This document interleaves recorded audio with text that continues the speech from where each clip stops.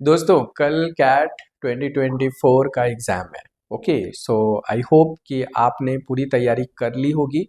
कुछ छोटी चीज़ें जो आपको ध्यान देनी चाहिए। सबसे पहली चीज़ तो ये है कि अगर आपने अपना एडमिट कार्ड का प्रिंट आउट नहीं निकाला है तो आज ही निकाल लीजिए। ठीक है, कम से कम 2 कॉपीज़ निकाल लीजिए।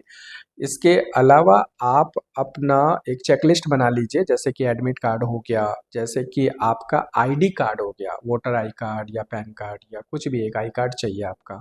ओके, वो आप कैरी कीजिए। इसके अलावा अगर आपको वाटर बॉटल चाहिए तो ट्रांसपेरेंट वाटर बॉटल लीजिएगा, वही अलाउ किया जाता है। ओके, तो ऐसे कुछ चीज़ों की चेकलिस्ट बना लीजिए ताकि कल आपको लास्ट मिनट में कोई भी मुसीबतें ना आए। ओके, आप भूलें नहीं चीज़ों को। आप कोशिश कीजिए कि सेंटर में टाइम से पहले पहुंचने का।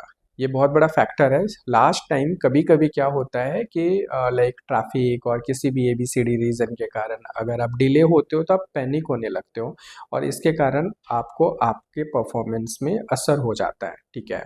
तो आप पैनिक नहीं होना, आप पहले से सेंटर में पहुंचो। Okay?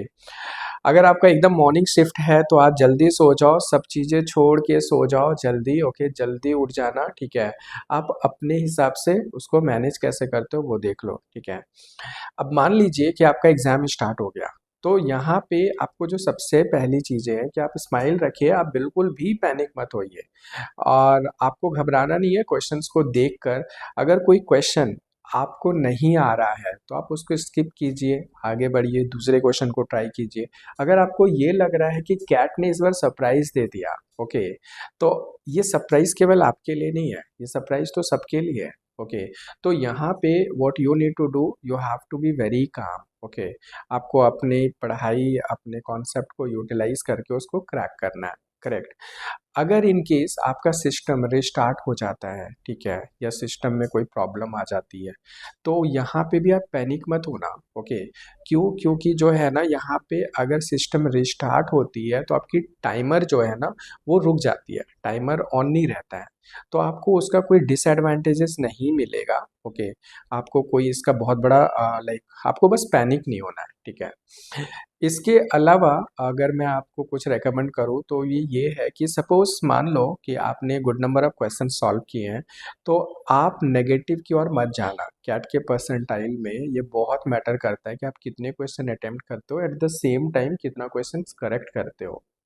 Correct, you are aware with all these things already, right? So ये मिस्टेक नहीं करना। और अगर सपोज़ आपका पहला सेक्शन बहुत अच्छा नहीं जाता है तो आप बहुत पैनिक मत होना। हो सकता है कि सेकंड वाला सेक्शन आपका ज़्यादा अच्छा जाए, आपका वो प्लस पॉइंट हो, तो आप मुस्कुराहट के साथ, पैनिक हुए बिना एग्ज़ाम लिखिए, आप ज़रूर बहुत अच्छा करेंगे। और मेरी शुभकामनाएं हैं आपको। Wish you all the best. Okay, so thank you.